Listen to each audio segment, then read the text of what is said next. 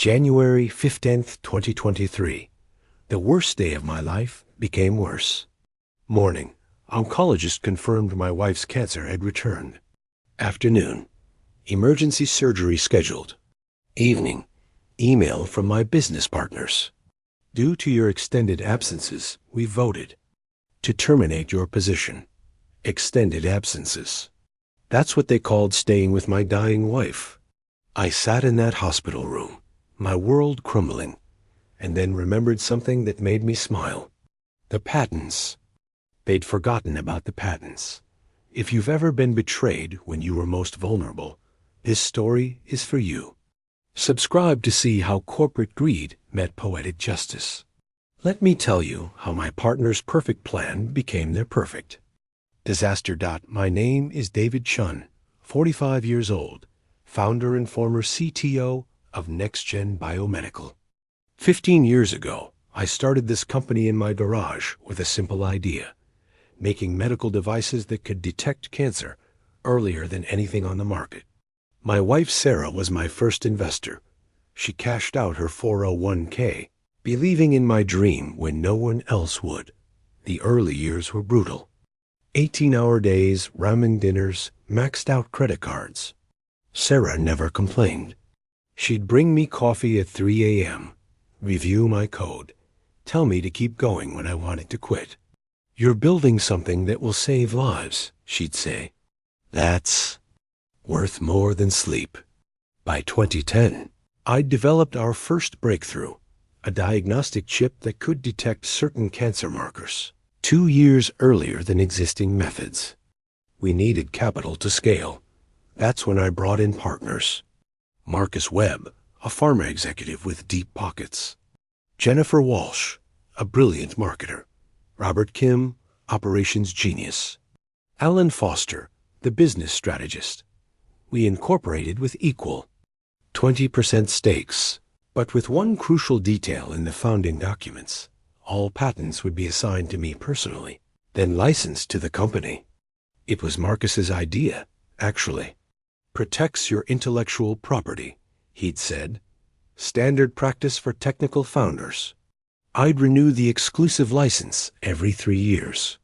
Simple paperwork. Never missed it. NextGen grew faster than we dreamed. Our devices were in hospitals nationwide. Revenue hit $50 million by 2018. We were preparing for a massive acquisition offer from Johnson & Johnson. Life was good. Sarah and I bought our dream house, traveled, started trying for kids. Then came the diagnosis. Ovarian cancer, stage 3. The irony wasn't lost on us. I'd spent years developing cancer detection technology, but couldn't detect my own wife's illness in time. The doctors were optimistic at first. Caught it early enough, they said. Treatment. Options are excellent. Sarah fought hard. Surgery, chemotherapy, radiation. I was by her side for every appointment, every treatment, every sleepless night. My partners were supportive at first. "Family comes first," Marcus said. "We've got things covered." Jennifer sent flowers. Robert reorganized operations so I could work remotely. Alan said, "Take all the time you need." For 2 years, it worked. Sarah went into remission. I balanced company duties with her care. We even started talking about kids again, about the future. Then came the follow-up scan that changed everything. December 2022. The cancer was back. Aggressive. Spread to her liver. The oncologist's face told us everything before he spoke. "We have options," he said carefully, "but we need to move fast." Sarah gripped my hand. "How long?" she asked. "Always direct, my Sarah. With treatment, possibly a year. Maybe more." Without treatment was left unsaid.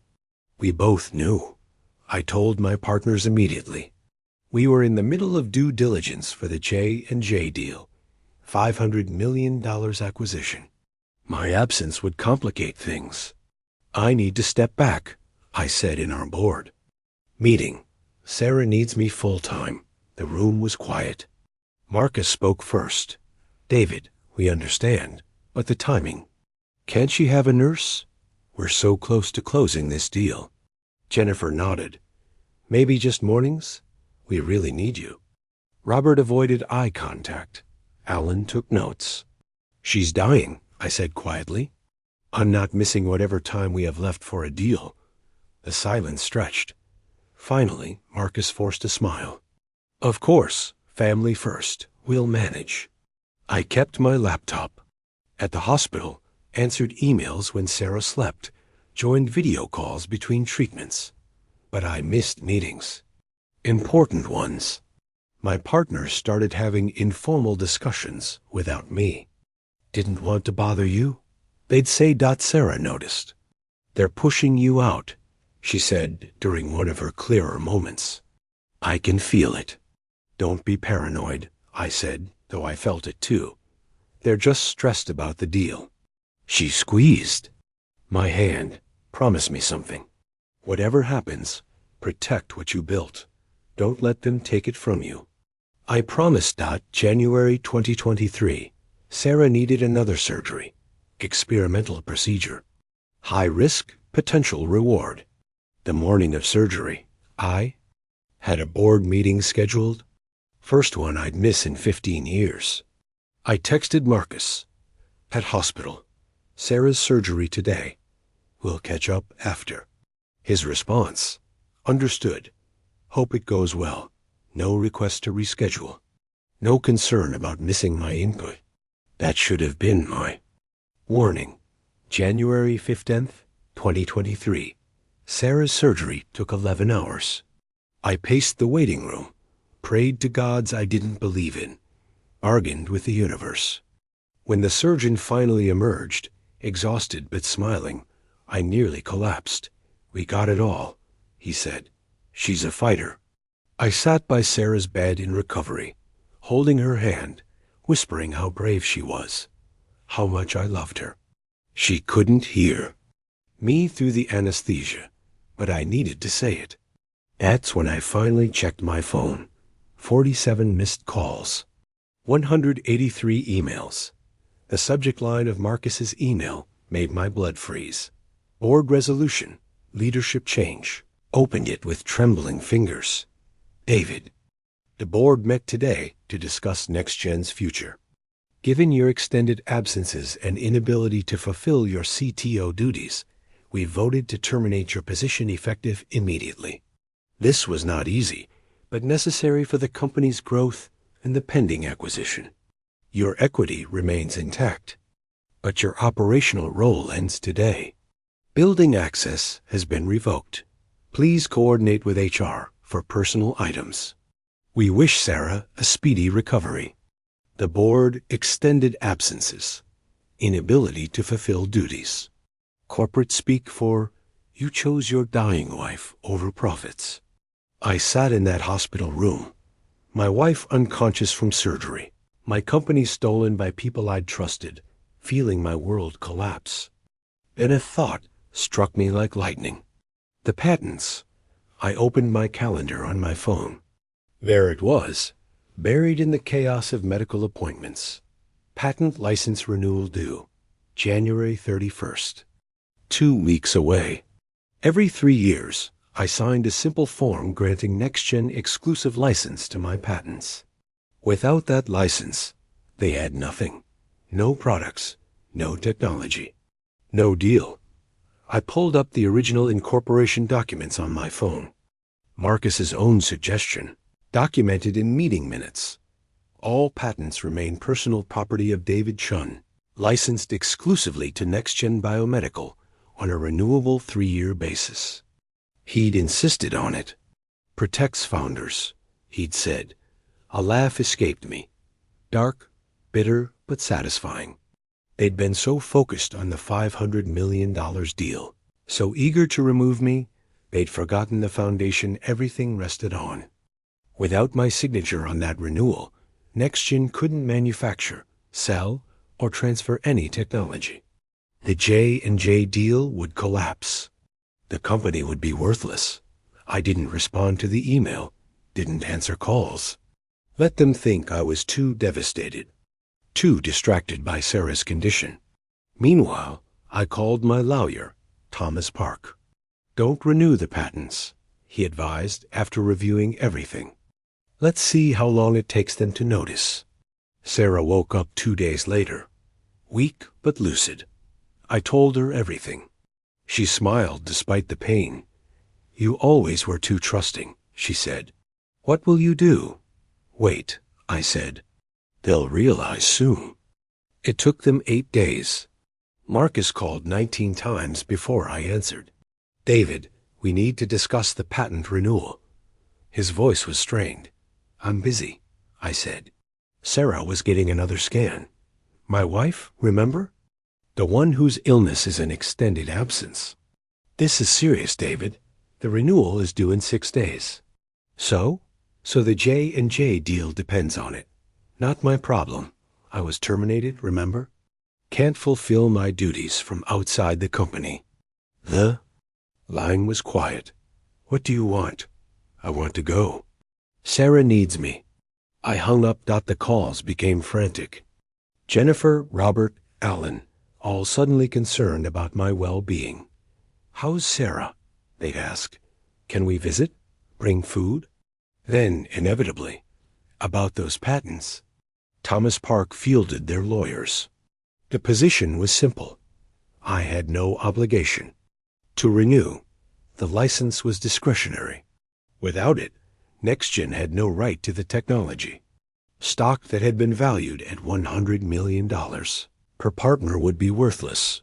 January 28th, 3 days before expiration. Marcus came to the hospital, found me in the cafeteria, looking like he'd aged a decade. "David, please, let's talk." I stirred my coffee. "Talk. We made a mistake. The board vote was hasty. We were stressed about the deal, made poor decisions. You fired me while my wife was in surgery." "I know.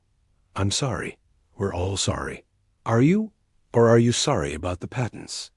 He had the grace to look ashamed. "Both. Look, we can work this out. Come back as CTO, full restoration." "No." "Consultant, then. Name your terms." "No." "David, you'll destroy the company." "The company you voted me out of? Why would I care?" January 30th, 1 day before expiration. Emergency board meeting at the hospital. They came to me. 4 partners in expensive suits, sitting in a cancer ward conference room, trying to save their fortunes. "What do you want?" Jennifer asked. "We'll give anything. I'd thought about this. I want 60% equity. I want absolute control.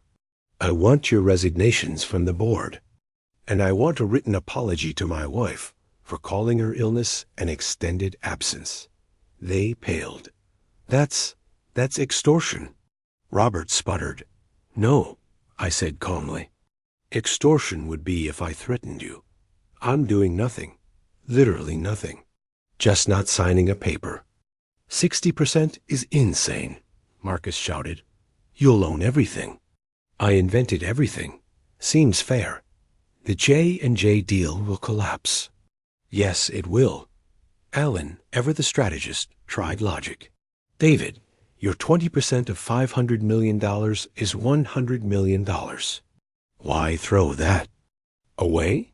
Because some things matter more than money. You taught me that when you fired me for choosing my wife over a meeting." January 31st. The deadline passed. No renewal. At 12:01 a.m., NextGen lost all rights to my technology. The company's value evaporated overnight. J&J pulled out immediately. Stock options worthless. Investors furious. Lawsuits inevitable. But I wasn't done. See, during those long hospital nights, I'd been working, filed new patents, improvements on the original technology, founded a new company, Chun Biomedical. First investor, Thomas Park, my lawyer. Second, Dr. James Wilson, Sarah's oncologist, who'd seen the technology's potential. Firsthand. Within a week, we'd raised $10 million seed funding. Within a month, we were operational. I hired NextGen's best engineers. They were happy to jump ship from the chaos. Even poached their lead researcher, Dr. Amanda Price. Turns out she'd been disgusted by how they'd treated me through all of this, Sarah fought. The surgery had bought time, but the cancer was relentless. We had good days and bad days. On good days, she'd review my business plans, suggest improvements, remind me why I'd started this journey. On bad days, I'd hold her hand and tell her about the future Chun Biomedical would build. Use our story, she said one afternoon. When you're successful, tell them why you didn't give in. Tell them about choosing love over money. We'll tell them together, I said. She smiled sadly. We both knew better. March 2023. NextGen declared bankruptcy. The partners lost everything. Marcus was investigated for fraud. Turns out he'd been making side deals. Jennifer's reputation was destroyed. Robert retreated from the business world. Alan tried to join a competitor, but couldn't escape the scandal. They tried to sue me, claiming I'd sabotaged them. The judge laughed them out of court. You fired him, she said. He had no obligation to help you after that. Next time, maybe. Remember who owns the technology before you vote. Sarah passed on May 17th, 2023. Peaceful. I was holding her hand. Her last words, build something beautiful. I promised I would. The funeral was small. Family, close friends, some of the doctors who'd fought alongside us. My former partners didn't come. They sent flowers. I donated them to the cancer ward. I threw myself into Chun Biomedical. Not to forget. I'd never forget, but to honor her. Every breakthrough, every life saved would be Sarah's legacy. The technology NextGen had valued at $500 million. We improved it, made it more accessible, more affordable. By December 2023, we'd secured FDA approval for our enhanced cancer detection system. Hospitals were lining up, but instead of maximizing profits, we implemented Sarah's plan, sliding scale pricing based on patient income. Rich hospitals subsidize poor ones, she'd said. Everyone deserves early detection. January 15th, 2024, 1 year after the betrayal. Chun Biomedical was valued at $750 million. We'd saved thousands of lives, created hundreds of jobs, and we'd done it ethically, with Sarah's values at our core. I received an email that day. Marcus, he was working as a consultant now, struggling to rebuild. David, he wrote, I know you'll probably delete this, but I need to say it. We were wrong. I was wrong. We chose money over humanity and lost both. You chose love and gained everything. I'm sorry. If Sarah were still here, I'd apologize too. Her too. I didn't delete it. Didn't respond either. Some bridges, once burned, don't need rebuilding. That night, I visited Sarah's grave. Told her about the company, the lives saved, the future we were building. We did it, I said. Your beautiful thing, it's real. The wind picked up, rustling the flowers I'd brought. It felt like an answer got today. Chun Biomedical is a leader in cancer detection technology. We've expanded globally, saved countless lives, shown that you can be profitable and ethical. My former partners? Marcus teaches business ethics at a community college. Ironic. Jennifer sells real estate. Robert moved back home with his parents. Alan writes a blog about startup failures. He uses NextGen as his prime example. The patents they forgot about? Worth over $2 billion now. The technology they tried to steal by firing me? It's helping detect cancer in patients like Sarah, giving them the time we didn't have. The company they killed with their greed? A cautionary tale in every business school. But the real lesson isn't about patents or revenge. It's about choices. When they made me choose between my dying wife and their board meeting, they revealed their values. When they fired me during our surgery, they showed their character. When they panicked about the patents, they proved they'd never understood what mattered. Sarah was wrong about one thing. She said they were pushing me out, but they didn't push. They freed me. Freed me from partners who saw illness as inconvenience, who valued deals over devotion, who forgot that business is ultimately about people. My name is David Chun. My partners fired me for choosing my dying wife over their profits. They forgot that the technology they were selling belonged to me personally. That forgetfulness cost them $500 million. But I gained something worth more, a chance to build Sarah's dream, a company that puts patients before profits, humanity before greed. They called my absences extended, as if caring for Sarah was a vacation. Now they have an extended absence from the industry they once dominated. The patents expired at midnight, and with them, their dreams of wealth. Meanwhile, Sarah's dream lives on in every life saved, every family given hope, every patient who gets the early detection she deserved. Sometimes the best revenge isn't planned. Sometimes it's just refusing to help those who abandoned you when you needed them most. My partners learned that when you betray someone at their lowest moment, you shouldn't expect their help at yours. The board voted 4-1 to end my role at NextGen. Today, the score is different. David, 1. Former partners, 0. And Sarah, watching from somewhere beyond, probably smiling at the poetry of it all. Build something beautiful, she said. I did, and I made sure the people who betrayed us during our final fight would never profit from it. That's not revenge. That's justice.